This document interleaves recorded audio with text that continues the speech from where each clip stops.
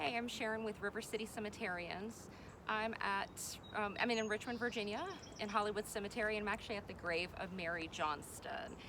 I have quite a bit of information that I'm actually going to include in the video post today, but I do want to say that she's one of our well-known writers for the time, and Miss Johnston was one of the first women to top bestseller list in the 20th century. She's not a name that comes up today, but she was quite popular in her time.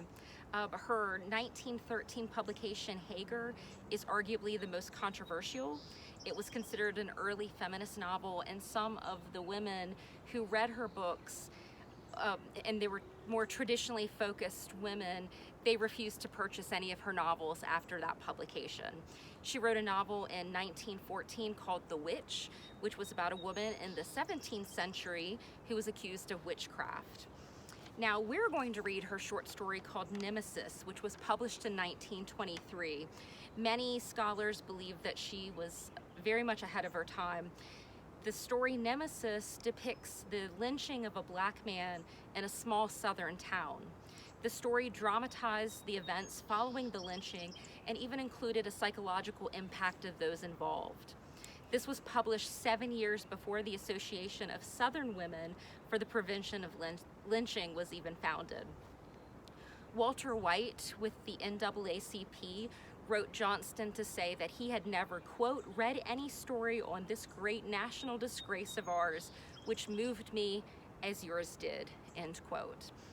In 1913, she wrote a letter to Lila Mead Valentine. She was involved with Ellen Glasgow as well as a few others in the Equal Suffrage League of Virginia, and that was established in 1909. It was a group of women, many of whom are buried here in Hollywood.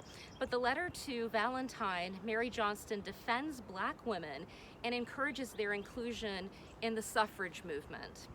Johnston was also close friends with author Margaret Mitchell, who you might be familiar with Gone with the Wind, 1936. She never married, and when she died, playwright Arthur Goodrich gave her eulogy and reflected, quote, each generation contributes to the world. Too sparingly, its tiny few are the truly great.